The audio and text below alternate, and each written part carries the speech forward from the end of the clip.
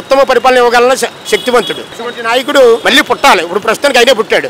మీ పేరు? సత్యనారాయణ. మొన్న కాకినాడ పోర్టులో చూసుకుంటే అక్రమంగా బియ్యాన్ని తరలిస్తున్నారని చెప్పి పవన్ కళ్యాణ్ గారు దాన్ని సీజ్ చేశారు కదండి, ఎలా అనిపించింది? చాలా మంచి కార్యక్రమం మాత.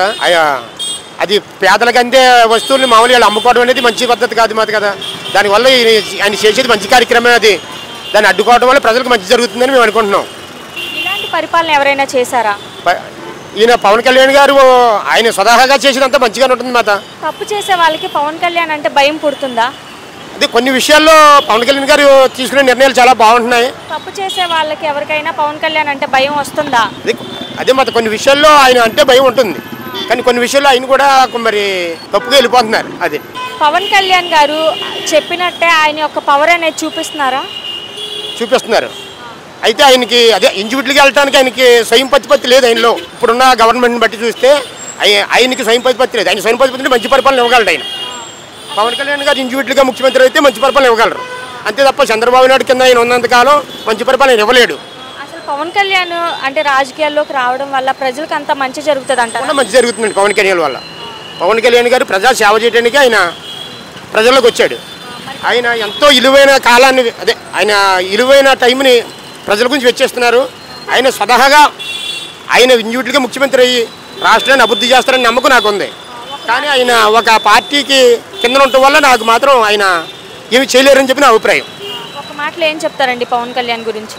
పవన్ కళ్యాణ్ ఉత్తమమైన వ్యక్తి, ఉత్తమ పరిపాలన ఇవ్వగలన శక్తివంతుడు. అటువంటి నాయకుడు మళ్ళీ పుట్టాలి. ఇప్పుడు ప్రస్తుతానికి అయినా పుట్టాడు. పవన్ కళ్యాణ్ చెప్పినట్టే పవర్ చూపిస్తున్నాడండి. బాగానే ఉంది రాజకీయం. ఎలా అనిపించింది అసలు? అంటే డిప్యూటీ సీఎంగా ఆయన పరిపాలన అనేది ఎలా అనిపించింది? పర్లేదండి, బాగానే ఉంది. ఆయన రావడమే మంచిదండి పవన్ కళ్యాణ్. మరి గతంలో చూసుకుంటే పవన్ కళ్యాణ్ సినిమాలు చేసుకుంటాడు, అతనికి రాజకీయాల గురించి ఏం తెలుసు అని అన్నారు కదా, ఇప్పుడు ఎలా అనిపిస్తుంది? ఇప్పుడు రాజకీయాలకు అలాంటి నాయకుడు అవసరం అండి. ఇప్పుడు ఒక మాటలో ఏం చెప్తారు పవన్ కళ్యాణ్ గురించి? పవన్ కళ్యాణ్ గెలవాలండి. అదే మొన్న చూసుకుంటే కాకినాడ పోర్టులో పవన్ కళ్యాణ్ గారు అక్రమంగా బియ్యం తరలిస్తున్న బోట్ని సీజ్ చేశారు కదా, ఎలా అనిపించిందండి? మంచి పద్ధతి చేశాడు, మంచి పని చేశాడు, బాగా అభివృద్ధిలో బాగా చేశారు అతను. పవన్ కళ్యాణ్ చెప్పినట్టే ఆయన పవర్ అనేది చూపిస్తున్నాడా? బాగా చూపిస్తున్నాడండి. ప్రభుత్వంలో బాగా చేస్తున్నారు ఈసారి. ఇలాంటి పరిపాలన ఎప్పుడైనా చూసారా? ఇప్పుడు చూడలేదండి, బాగుంది అభివృద్ధి. తప్పు చేసే వాళ్ళకి పవన్ కళ్యాణ్ అంటే భయం పుడుతుందా?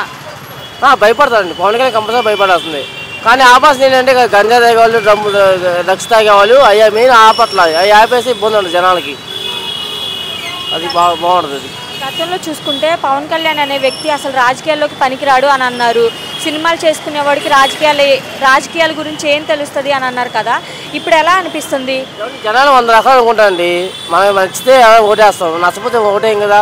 పవన్ కళ్యాణ్ మంచి అభివృద్ధి బాగా చేస్తారు, మంచి మనిషి, జనాలు ప్రభుత్వానికి ప్రజలకు అందరూ ఆదుకుంటాడు, బాగుంటుంది అతను.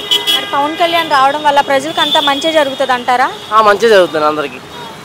ఒక మాటలో ఏం చెప్తారు పవన్ కళ్యాణ్ గురించి?